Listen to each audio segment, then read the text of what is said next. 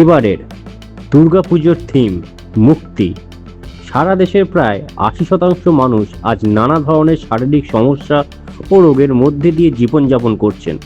Doctor এবং ওষুধের পেছনে লক্ষ লক্ষ টাকা খরচ করেও পুরোপুরি সুস্থতা মিলছে না।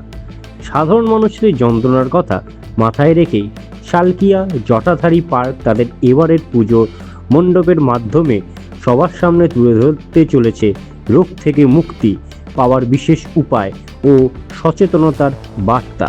গতকাল অত্যন্ত আনন্দ ও ভক্তির সাথে সম্পন্ন হলো আমাদের এই পুজোর শুভ খুঁটি পুজোর অনুষ্ঠান। এই বিশেষ অনুষ্ঠানে প্রধান অতিথি হিসেবে উপস্থিত ছিলেন উত্তর হাওড়ার সম্মানীয় বিধায়ক তথা মন্ত্রী শ্রী উমেশ রায় মহাশয়। তিনি আনুষ্ঠানিকভাবে খুঁটি পুজোর উদ্বোধন করেন এবং মায়ের কাছে সকল মানুষের শারীরিক সুস্থতা ও কল্যাণ কামনা করে এই শুভ সূচনা করেন।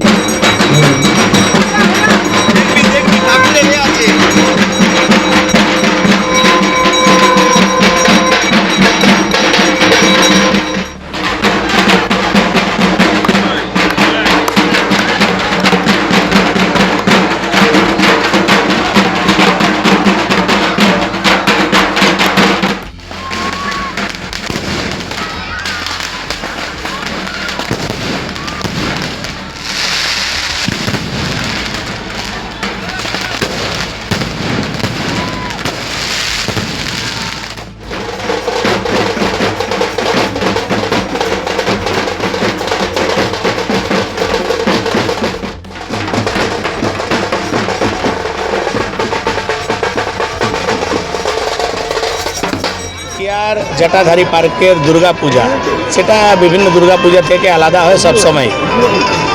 এই দুর্গা পূজার এবার থিম হচ্ছে মুক্তি। আপনি বুঝতেই পারছেন, আপনি সারা জীবন যে অধ্যাত্ম করেন, যে কাজ করেন, তারপরে লাস্টে আপনার কি ইচ্ছা থাকে? মুক্তি। কি ধরনের মুক্তি? মুক্তির মানে কি?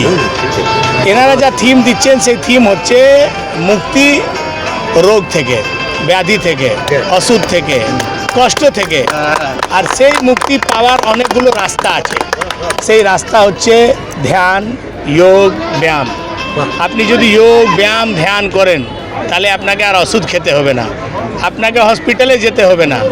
আপনি এই যে সব থেকে বড় একটা শারীরিক দুঃখ, এর থেকে মুক্তি। আপনি আপনার জীবন শেষ হওয়ার পর যে মুক্তি হয় সে আধ্যাত্মিক মুক্তি, কিন্তু আপনি জীবিত থাকাকালীনও আপনাকে মুক্তির প্রয়োজন আছে। সেই মুক্তির কিছু উপায় এই দুর্গাপূজার মাধ্যমে জটাধারী পার্কের এই যে আয়োজক মণ্ডলী তারা এই খুব ভালো একটা উদ্যোগ নিয়েছেন। আপনি দেখেছেন যে মাননীয় প্রধানমন্ত্রীর নেতৃত্বে আমরা আন্তর্রাষ্ট্রীয় যোগ দিবস মানাচ্ছি। সারা পৃথিবী বুঝে গেছে যে সুস্থ থাকার জন্যে আপনাকে একমাত্র উপায় আছে যোগ ব্যায়াম করা। সে এখানে শালকিয়ার মানুষকে, হাওড়ার মানুষকে এই বার্তা দেওয়ার জন্যে জটাধারী পার্ক একটা খুব সুন্দর উদ্যোগ নিয়েছে। এই উদ্যোগের আমি আমার আজকে এসে এখানে খুব ভালো লাগছে। বিধায়ক হিসাবে, মন্ত্রী হিসাবে আমি আমার এলাকায় আজকে জটাধারী পার্কের এই খুঁটি পুজোর কার্যক্রমে এসেছি।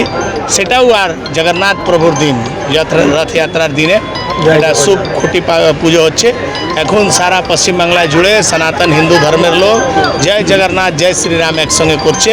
আমি আবার একবার জটাধারী পার্কের সমস্ত আয়োজক মণ্ডলীকে হৃদয় থেকে আভার ব্যক্ত করছি যে বিগত কয়েক বছর ধরে এনারা খুব সুন্দর দুর্গাপূজা আয়োজন করেন। আগামী দিন আমরা আর ভালো করব। আমি আজকে এই শুভ দিনে এটা বলে যেতে পারি যে আমি আমার কার্যকালের মধ্যে এই জটাধারী পার্কের চেহারা বদল করার আমার একটা পরিকল্পনা আছে, সেটা করে দেখাবো। বাচ্চাদের কি মাঠে ফেরানো যাবে মোবাইল ফোন থেকে? সেটা তো তার জন্যে তো আপনাকে এই অভিযান চালাতে হবে। এই মুক্তির সঙ্গে দেখবেন ওটাও একটা নেশা মুক্তির মধ্যে এখন মোবাইল হয়ে গেছে। নেশার মুক্তি শুধু সিগারেট, দারু এটা না, এখন মোবাইলটাও একটা বড় নেশা। সেই নেশা মুক্তির অভিযান চালাতে হবে। আপনার আমারই দায়িত্ব এটা। এর জন্য তো সরকার আর কেউ কিছু করবে না, সেটা আপনার আমার দায়িত্ব। আগামী দিন আমরা ওটা নিয়েও সবাইকে মিলে চেষ্টা করতে হবে। আমি কিন্তু একটা কথা বলতে পারি, আজকে যেহেতু সুযোগ পেয়েছি, নাহলে আমার মনের মধ্যেই আছে আমি জটাধারী পার্ককে খুব সুন্দর একটা পরিকল্পনা, সবাইকে, ক্লাবের লোককে সবাইকে নিয়ে একটা প্ল্যান করে এখানে খুব সুন্দর একটা পরিবেশ তৈরি করব, যাতে এখানে ছেলেমেয়েরা খেলতে পারবে, বয়স্করা হাঁটতে পারবে। কিছু আরও পরিকল্পনা আছে স্পোর্টসম্যানদের জন্য, সেটা আগামী দিন যেদিন হবে সেদিন আপনাকে জানাবো। পাশাপাশি আহ্বান করেছিলাম সেই বছর আমাদের 91তম বর্ষে আমাদের থিমের নাম ছিল সংকল্প। সেই সংকল্পের মাধ্যমে আমরা দুভাবে আমাদের ভাবনাকে ফুটিয়ে তুলেছিলাম। একটাতে ছিল পানীয় জলের যে অপচয়, এটা মণ্ডপে আসা দর্শনার্থীদের কাছে আমাদের অনুরোধ ছিল যে আপনারা পানীয় জলের অপচয় করবেন না। আমরা বিভিন্ন শহরকে পৃথিবীর বুকে যেভাবে দেখছি, আমরা কেপটাউনকে দেখেছি পৃথিবীর প্রথম জলশূন্য শহর হিসাবে ঘোষণা হয়েছে, এর সাথে ব্যাঙ্গালোর, এর সাথে চেন্নাই, এই শহরগুলো দিনের দিন জলকষ্টে ভুগছে। তো সেখানে আমরা আমাদের থিমের মাধ্যমে পানীয় জলের যাতে অপচয় বন্ধ হয় সেটা দেখিয়েছিলাম। 3 বছর আগে তো এখানে একজন এমএলএ ছিল, তার কাছে তো মুক্তি চাইতে পারতেন। দেখুন, আমরা এমএলএ আমাদের কাছে ভোট চাইতে পারে, আমরা কিন্তু মুক্তি মা দুর্গার কাছেই চাইতে পারি। এমএলএকে বলার সাধ্য হয়তো আমাদের মধ্যে খুবই কম, কারণ এটা বাস্তব। আমরা যেভাবেই যে কোনো উপায়ে মেরুদণ্ড সিধে করে রাখার চেষ্টা করি, কিন্তু অবশেষে দিনের শেষে রাজনীতির দ্বারাই আমরা পরিচালিত হই। আমরা সাধারণ মানুষ, কেউ চাকরিজীবী, কেউ ব্যবসায়ী, কেউ হয়তো এই সরকারি দুরবস্থার ফলেই বেকার। তো তাই আমরা যখন আমাদের বিভিন্ন দুরবস্থার কথা বিভিন্ন সময়ে এই বিধায়ককেও আমরা বলেছি, আশা করি উনি হয়তো আমাদের এই কষ্ট থেকে মুক্তি দেবেন। আগের বিধায়ককেও আমি কেন, আমরা উত্তর হাওড়াবাসী রোজ বলেছি, সোশ্যাল মিডিয়ার মাধ্যমে বলেছি, আমরা আমাদের থিমের মাধ্যমে বলেছি, আমরা আমাদের বিভিন্ন সভায় বলেছি।